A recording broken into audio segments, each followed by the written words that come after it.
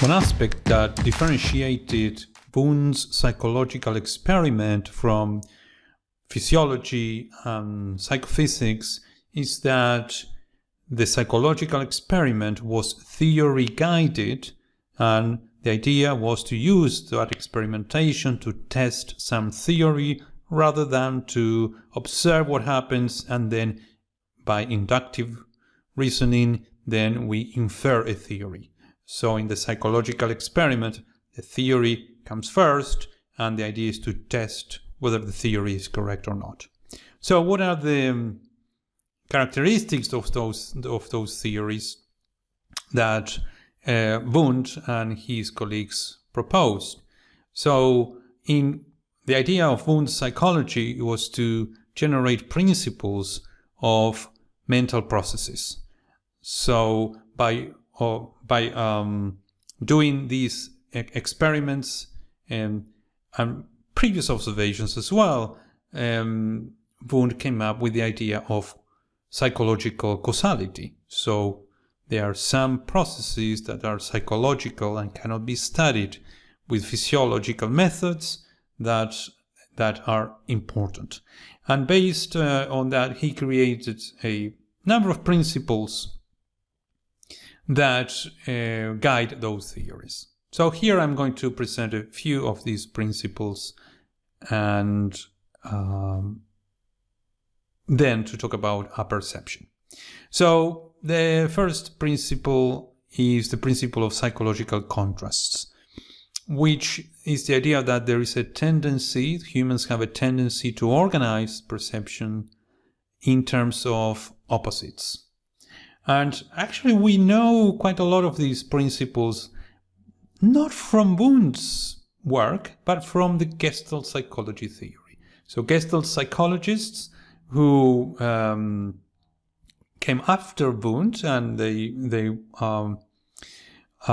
origin of their research was in Germany, they produced principles of perception, which are pretty much similar to the ones that Wundt proposed here. We will return to Gestalt psychology in the last part of this masterclass. So the second one is the principle of creative synthesis, in which, by which mental constructions produce new constructions, and these are coherent wholes that go beyond external stimulation.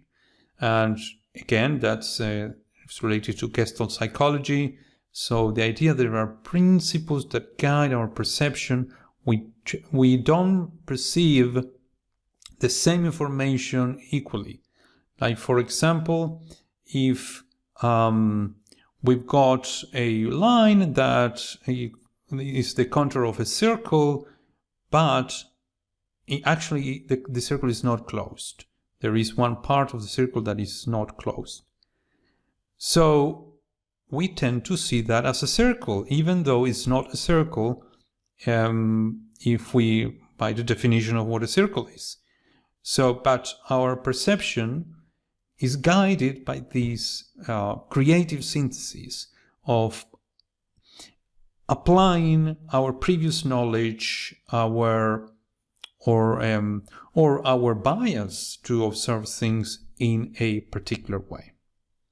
The third one is the principle of psychic relations. By psychic, we mean here not esoteric or anything, but just mental relationships. So this principle says that the meaning of individual mental events are always contextual. So the same information presented in different contexts could mean absolutely something different. So finally, the concept of a perception or apperception in Wundt, which was quite a modern proposal by Wundt. So in this case, it is clear his attack to empiricism. So we saw in previous masterclasses the theory of mind of John Stuart Mill. And even though there is some sort of activity of the mind, the idea is that the mind associates things. So that's all the activity of the mind. So in terms of association, that's one type of process that occurs. Well, for Wundt, that's just the first step towards a perception. Association combines two representations or more, and that's it. That's the most you can get by association. But a perception occurs when the whole is apperceived prior to its parts. So sometimes you don't need to see everything in a stimulus to determine what it is.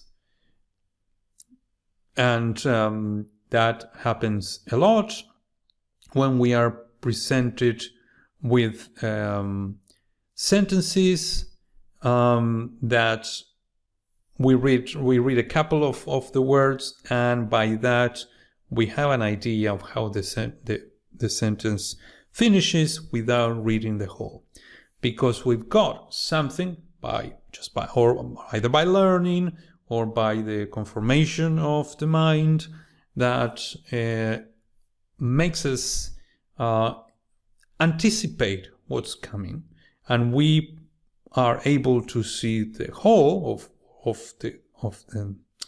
the stimulus in that we're paying attention to before we see all the elements that compose that whole.